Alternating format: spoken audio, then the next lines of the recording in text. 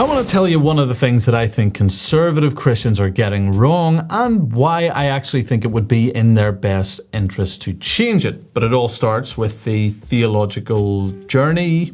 Journey sounds a bit boring. Theological adventure, theological escapades of one yours truly.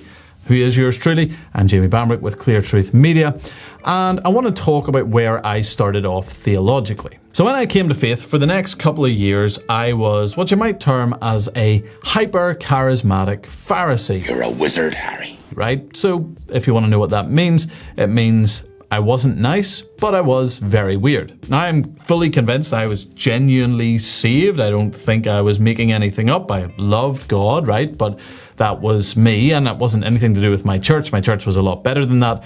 I was being discipled by videos on the internet, which sometimes works. I actually not totally against that, but the ones I was watching, probably not a great option. And it was genuinely, in my opinion, somewhat spiritually dangerous. Like I could have ended up very easily going into New Age. I could have ended up getting into all sorts of weird practices and taking ayahuasca and becoming vegan. Goodness, what a terrible fate I have thankfully avoided, particularly the veganism. Damnation, a short, close second.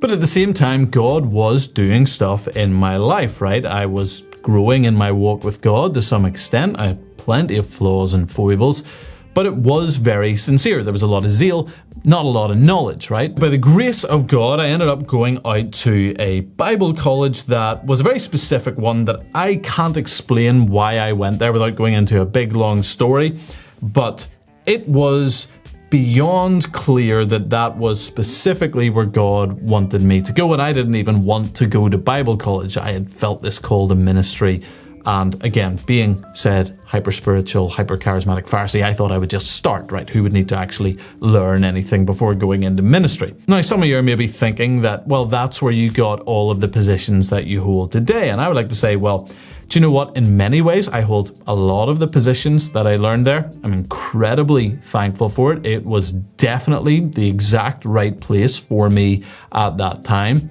But at the same time, that was maybe more the commencement of a theological journey than the conclusion. They gave me a really good foundation in life, good understanding of the scriptures, good understanding of prayer, real focus on the practical side of Christianity and of church life. But nonetheless, that's not where I've stayed. I did end up living there for 5 years, and then I came back to Northern Ireland. Now at that point I'll give you a few little insights and you can decide whether or not I've changed on any of these issues, right? I was fully egalitarian, right?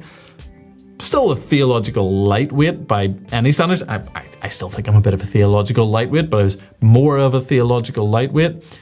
Strongly opposed to anything that could be considered Calvinism. That Calvin guy, very bad dude, was very determined to show everyone what an idiot he was. But whenever I came home, I started reading a lot. I had an opportunity basically to get plugged into one of the best theological libraries in the UK, which happens to be here in Belfast, and I had time, and so I read and read and read, and very gradually a lot of my positions began to sort of shift and sort themselves out, and that's where a lot of the beliefs I got were really formed. Now even then, that's not the end of the journey. The question was, what am I going to do with those beliefs? I was at that point, I would have said, a bit pietistic. I was a bit subterranean, or it's like a submarine, something anyway. I was hiding those beliefs to some extent. You know, I held to them. I think it was pretty sound, but what was I going to do with it? Not a whole lot. And those of you who know me now, followed anything I do, you kind of know that that's not really what I'm like at this point. How did that shift happen? Well, that shift was caused by one tweet. No, that's not true. It wasn't caused by one tweet. Like all the other shifts, it took a lot of time, a lot of reading, reflection, prayer, and so on. And that turned me into the theological masterpiece that you see today, the absolute pinnacle of all knowledge. And that's why you're following this channel, and it's not just for jokes and memes and gifs. All that to say that theological change often is quite a big journey, and also often I actually think should be a reasonably slow journey, particularly once you've, come to faith. I think coming to faith That can happen very quickly, but I think a lot of other stuff should probably take some time. What you don't want is people to be theological flip-flops. Michael Foster put out a good tweet about this recently, saying that a lot of the people who got really into presuppositional apologetics then got really into Thomas Aquinas, and there's kind of a fad-chasing tendency that can happen there, and that's not what you want, because easy in, easy out.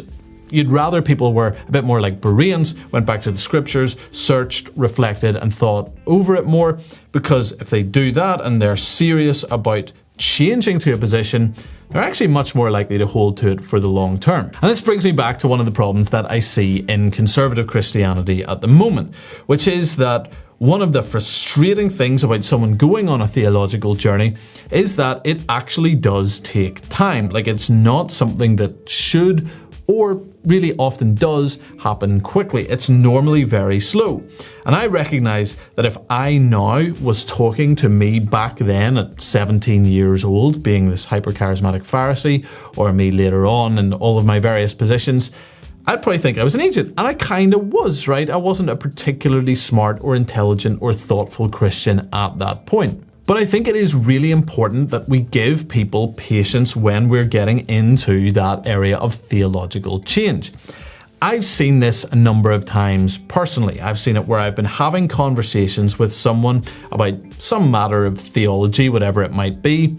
You make the point, you've refuted their position, you've given the biblical arguments, you know that you've made a good point and that they should at least understand it.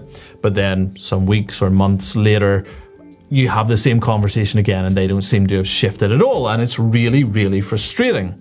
But what I found a few times is that actually often a few years later, you come back, you have a similar conversation, and you realize that that person now holds the position that you held. Like, they actually now agree with you. And the annoying thing about that is they never come and tell you, oh, you talked me into it, you gave me this great thought. Maybe I didn't, right? Maybe it wasn't me, it's totally possible.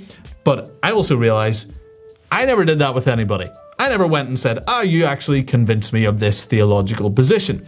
I almost, with most of my positions, didn't really realize the point at which I started to hold them. Like, it's hard to pinpoint. It happens gradually. It happens almost subconsciously. You just begin to be increasingly convinced. And I just think that this is an important lesson for us as we're trying to talk people into better doctrine, standing up on issues, whatever it might be, right? And you've probably noticed this in yourself, right? Whenever you've changed a theological position, if you actually look back and think about it, well, it probably wasn't one angry tweet that made you change, right?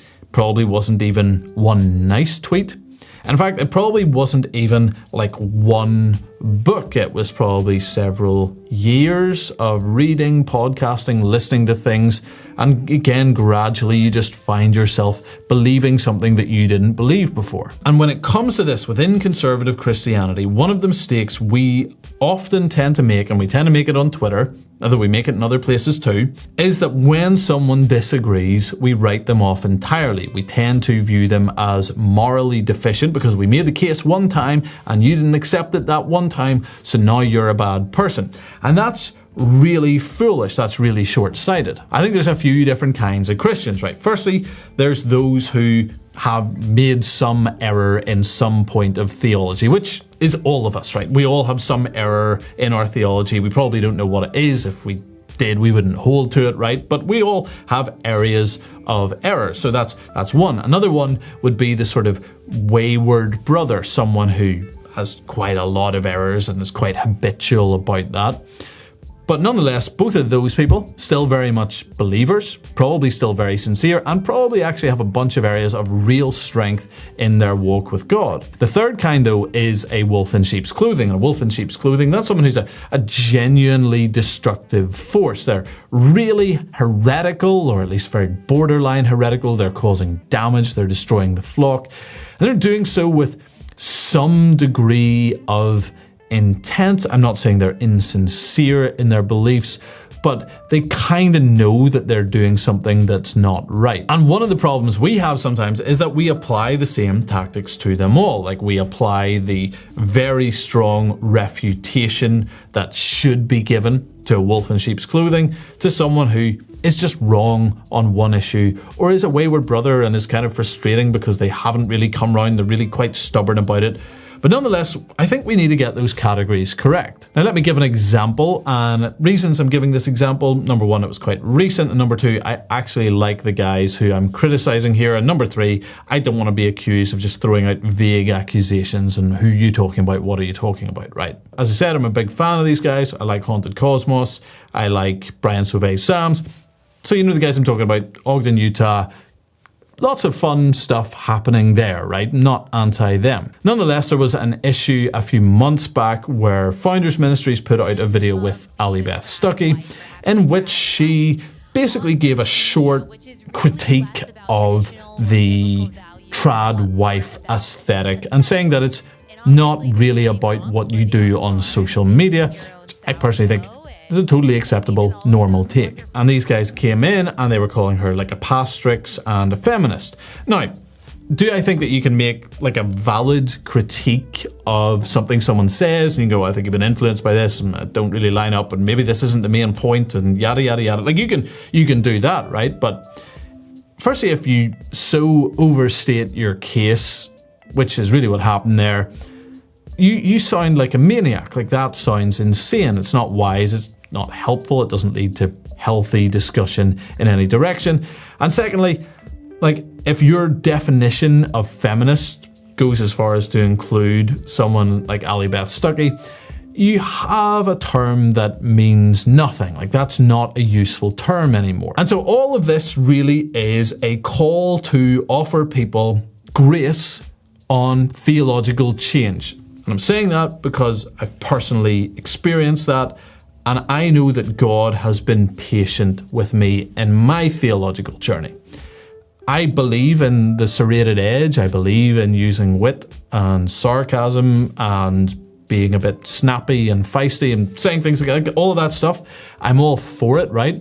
But the Bible does also call us to bear with one another. It tells us that love is patient, love is kind. It tells us to gently restore people. It says not to rebuke an older man. And so I just think we need to remember that. I think we need to remember that a lot of the people who believe a lot of weird stuff and maybe take issue at some of our stuff, if you're confident in your belief, you should recognize that they are still a brother and sister in Christ, and you can give them time to come around to your position. And even if they don't, right, if no one out there ever comes to hold any of my positions, one day we'll all go to glory and you'll see that I was right the entire time.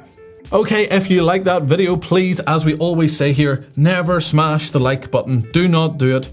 Press it normally, comment, do all the things for the algorithms and the sharing and the retweeting and whatever it might be, wherever you are, whatever platform you are on. Please do so if you'd like to support this channel. wearecontramundum.com. Pick up a nice, very cool, very aesthetic t-shirt if you haven't done so already. As I said before, check out everything we're doing at Clear Truth on our various social media platforms, and the YouTube algorithm, if that's where you're watching it, wants you to watch this video.